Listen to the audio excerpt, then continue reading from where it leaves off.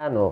कतिपयलाई यी बयान गर्दाखेरि अलिकति अपाच्य पनि हुन्छ, कतिपयलाई लाग्छ गुरुले यस प्रकारले आफूले मानेको यो मन्त्र धर्म अथवा यो पन्थको नै व्याख्या जोड्नु भएको हो कि भन्ने शङ्का कतिलाई लाग्न सक्छ। परन्तु यस्तो होइन, शास्त्रमा वर्णन छ। कहाँ कहाँ छ म यो पुरै हजुरहरूलाई ग्रन्थको प्रत्येक श्लोक सङ्ख्यासहित वर्णन गर्न सक्दछु, भगवत कृपाले, गुरु कृपाले, आचार्यहरूको कृपाले। त्यस कारणले जो वैष्णव विधा छ त्यसलाई शरणागतित्व भनिन्छ। खास गरी वैष्णव दीक्षामा जो 5 संस्कारहरू हुन्छ त्यसलाई शरणागतिको पूर्णता भनेर मानिएको छ। त त्यसमा के हुन्छ त? अब संस्कार भन्दा एउटा हुन्छ ताप, अर्थात् तापको अर्थ के हुन्छ? जो भगवानका शङ्ख चक्र धनुष बाण आदिको चिन्ह हाम्रो शरीरमा स्पर्श गराउनु गुरुद्वारा, गुरुको माध्यमद्वारा शरीरलाई पवित्र बनाउनको लागि यो चिन्हहरू धारण गरिन्छ। कुनै पनि धातुमा, त्यसलाई चाहे चाँदीमा या तामा पित्तलको धातुमा यस्तो चिन्ह बनाएर प्रतिष्ठा गरिएको हुन्छ। शङ्ख चक्रको आह्वान गरेर प्रतिष्ठा गरिएको हुन्छ। नित्य भगवानको साथमा राखेर पूजन गरिएको हुन्छ। अनि शिष्यले यो प्राप्त गर्ने इच्छा गरेपछि 5 कर्मद्वारा अग्निमा हवन गरेर, दीप कलश गणेशको पूजन गरेर अनि यो संस्कार गराइन्छ। यसलाई जो वैष्णव दीक्षाको विधानमा 5 कर्म जोडिन्छ, यो पनि शरणागतिको एक पूर्ण अङ्ग मानिएको छ। पहिले पनि वर्णन गरियो पद्मपुराण, त्यस्तै गरेर वेदमा, भागवतमा, सनतकुमार संहितामा र अन्यत्र धेरै स्मृतिहरूमा पनि वर्णन छ यो विषयमा। पद्मपुराणमा प्रशस्त वर्णन छ। भनिन्छ गुरुको समीपमा शिष्यले भगवानका शङ्ख चक्रलाई अङ्कन गर्नु। यति मात्र होइन, चैलोप नयने वापी भनेको यो संस्कार व्रतबन्धमा अथवा न्वारनमा पनि गर्न जरुरी छ भनेर पनि वर्णन गरिएको छ शास्त्रमा। न्वारन गर्नुभन्दा पूर्व पनि यो शङ्ख चक्रको स्पर्श गरेर अनि न्वारन गर्नु पर्दछ भन्नेसम्म वर्णन छ शास्त्रमा। हरेक मानवले शुद्ध हुनको लागि, पवित्र हुनको लागि भगवानको शङ्ख चक्र आदिको स्पर्श गराउन जरुरी छ। यो कुरा खुल्ला रूपमा शास्त्रमा यथेष्ट वर्णन छ। यसको कुनै दिनमा श्लोक सङ्ख्याहरू सहितको वर्णन पनि हजुरहरूलाई गरौँला। त्यस कारणले त यस्तो जो पहिलो संस्कार हुन्छ ताप, शङ्ख चक्रको चिन्ह स्वीकार गर्नु, धारण गर्नु गुरुद्वारा, यो हो ताप। अर्को हुन्छ पुण्ड्र, अनि गुरुद्वारा तिलक चन्दन लगाएर त्यो दिनदेखि तिलक लगाउने अधिकार प्राप्त प्रदान गर्नुहुन्छ, पुण्ड्र भनिन्छ। त्यस्तै नाम, हामीले नजानेर अनेक संसारिक नाम राखेका थियौँ भने गुरुले त्यो संस्कार गरेको दिनमा नाम पनि भगवान सम्बन्धी नाम जोडिदिनुहुन्छ। नारायणको नामसँग सम्बन्धित भगवानको नाम राखिदिनुहुन्छ। यसरी तेस्रो संस्कार हुन्छ। अर्को चौथो संस्कार हुन्छ मन्त्र प्रदान। त्यस कारणले मन्त्र दिनुभन्दा पूर्व उसको शरीरलाई पनि शुद्ध गराइन्छ, शङ्ख चक्रको स्पर्श गराएर भगवानको चिन्हको स्पर्शद्वारा। त यस प्रकारले तब नाम प्रदान भएपछि अनि मन्त्र प्रदान गरेर अनि अन्त्यमा भगवानसँग प्रार्थना गरेर यिनको सारा पाप समाप्त होस्, हे भगवान हजुरले स्वीकार गरिदिनुहोस् यिनलाई, र आजदेखि यो जीव हजुरको भयो भनेर भगवानसँग विवाह गराइदिनुहुन्छ गुरुले। यस प्रकारले यो 5 संस्कार गरेपछि त्यसलाई महाभागवत भनिन्छ। यी आन्तरिक ज्ञानलाई बुझेर, आन्तरिक भावनालाई बुझेर यो बाह्य रूपमा पनि यो संस्कार स्वीकार गरेपछि पूर्ण शरणागति हुन्छ भन्ने कुरा शास्त्रमा वर्णन छ र भनिएको पनि छ। दासभूतं यदात्मानं बुद्धेत परमात्मन तदैव गात्रं कुर्वीत शङ्खचक्रादि लाञ्छनम्। जसले सत्सङ्गद्वारा म त भगवानको नै दास रहेछु, अंश रहेछु, भगवानकै सेवक हुँ भन्ने जब बुद्ध छ, यसरी दासभूतम यदात्मानम, आफूलाई म भगवानकै दास हुँ, सेवक हुँ, म आफै ब्रह्म हुँ भन्ने भ्रम होइन, म त दास हुँ भन्ने ज्ञान भएपछि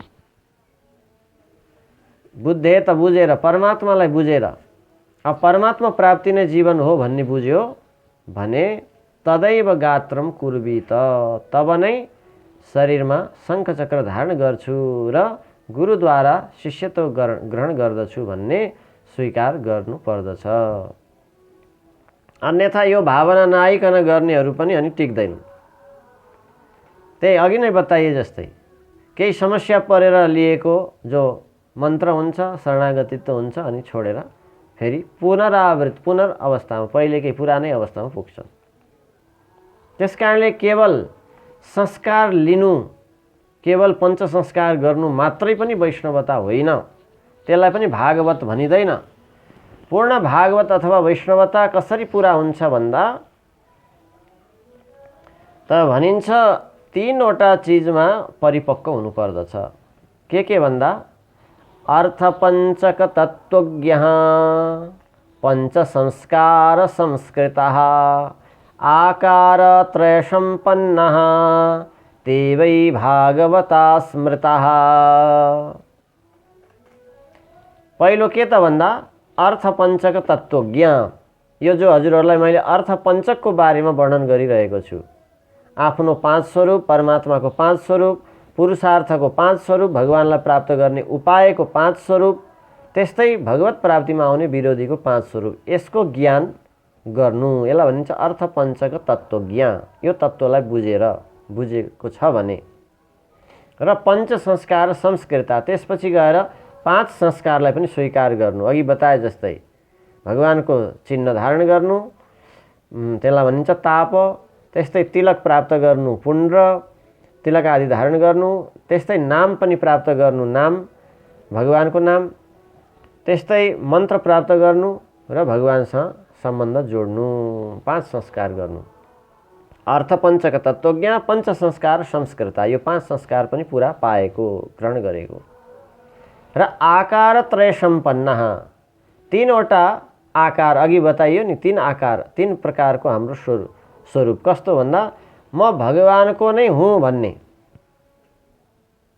हाम्रो एउटा स्वरूप हो। म भगवानको नै हुँ, अनन्य भोग्य भगवानकै हुँ, एउटा अनन्य शेष म भगवानकै हुँ, भगवानकै अंश हुँ, अरूको होइन भन्ने अनन्य शेषत्व, अनन्य भोग्यत्व, अनन्य शरणत्व।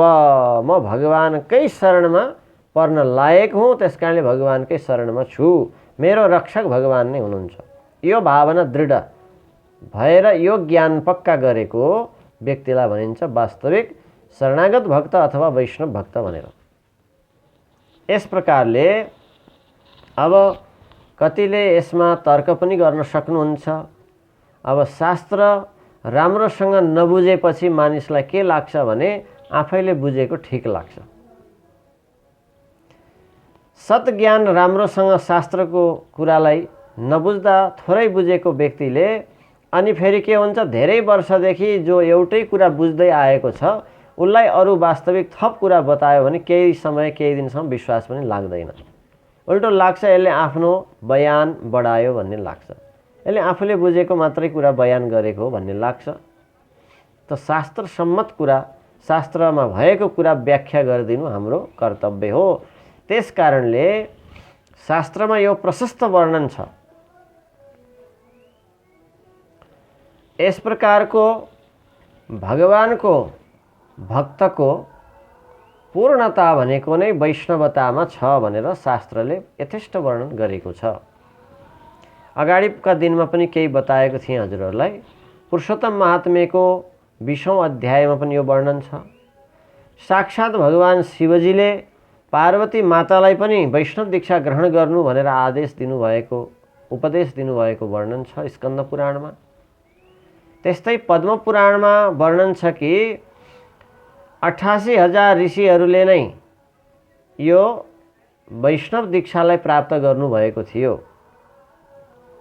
भविष्य पुराणमा पनि वर्णन छ।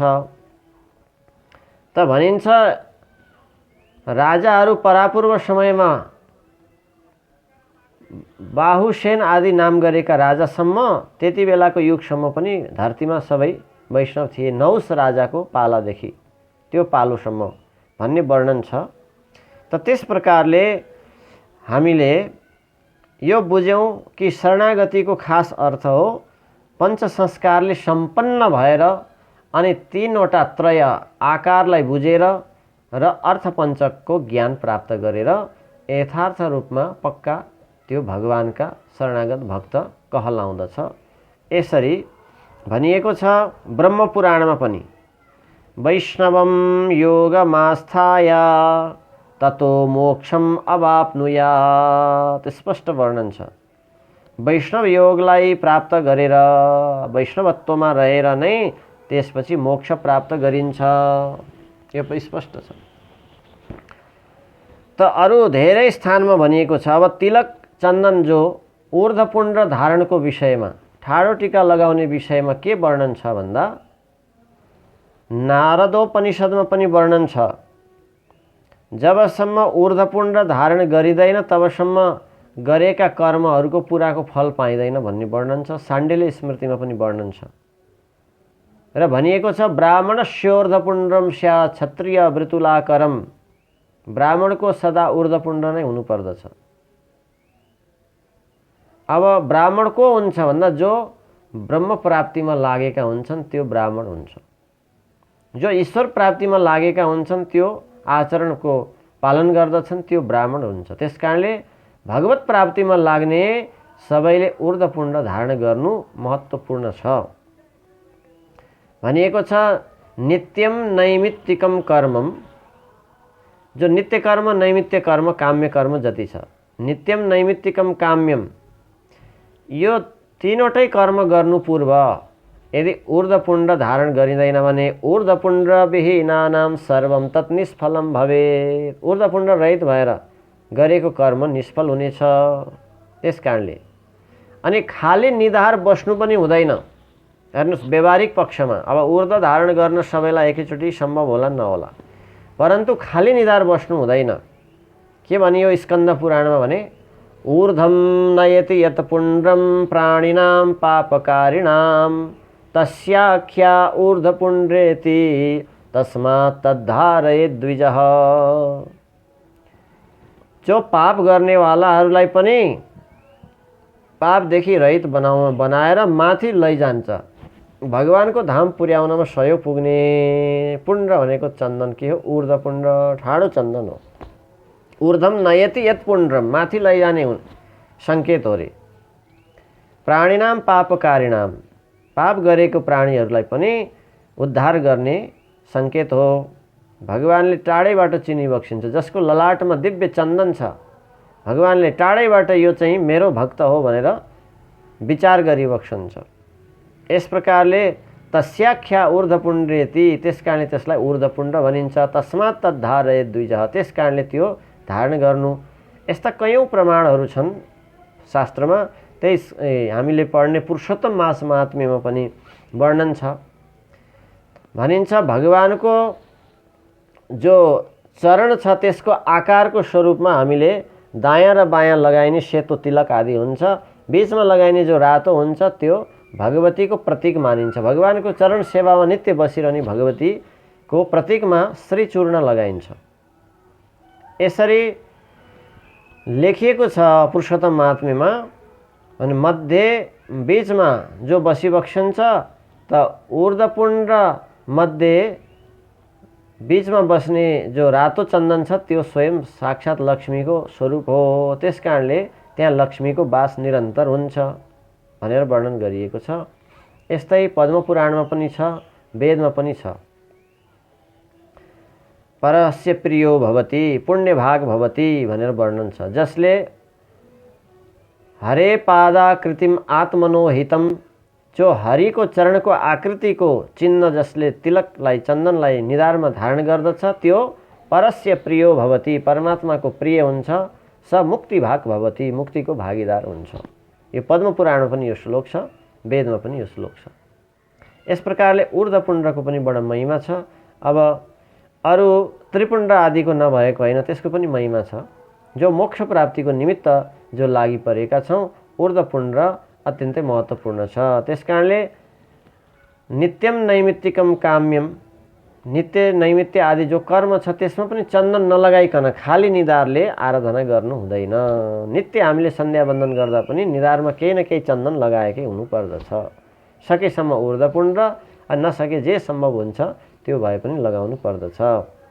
त्यस कारणले तिलक रहित अब जो परम भक्त वैष्णवजनहरू हुनुहुन्छ उहाँले तिलक रहित भएको खाली निधार भएको व्यक्तिको त दर्शन पनि नगर्नु भन्ने यो शास्त्रमा यही प्रमाण छ। स्कन्द पुराणमा नै त भनिन्छ मुखम तस्य विलोक्यैव आदित्यम तु विलोकयेत्।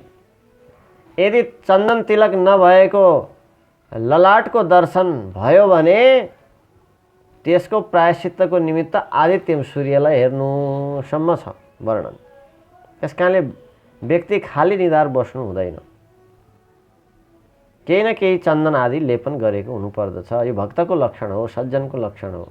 अब यो सबै कुरा गर्दा सबैलाई एकैचोटि सबै अचम्म पनि लाग्न सक्छ, आश्चर्य पनि लाग्न सक्दछ। परन्तु हाम्रो क्रम बढ्दै गएपछि हामी केही संस्कारलाई पनि स्वीकार गर्दछौँ। यो नित्य सबै अरू ग्रन्थहरूमा पनि वर्णन छ। ललाटे तिलकम कृत्वा, ललाटमा तिलक गरेर अनि गायत्री जप्नु या श्राद्ध कर्म गर्नु या देव पूजा गर्नु या कुनै कर्म गर्नु ललाटमा तिलक चन्दन धारण गरेर मात्रै गर्नु यो सर्वत्र व्याख्या छ। अब भगवान शिवको आराधकले भस्म आदि धारण गर्नु यो पनि व्याख्या छ। त्यस कारणले खाली निधार गर्नु हुँदैन, यो अवश्य पनि व्याख्या छ। त्यस कारणले यो जो पञ्च संस्कार प्राप्त गरिन्छ त्यसमा चन्दन ऊर्ध्वपुण्डको अधिकार आचार्य गुरुले दिनुहुन्छ। यस्तो महिमा छ ऊर्ध्वपुण्डको। त्यस्तै प्रकारले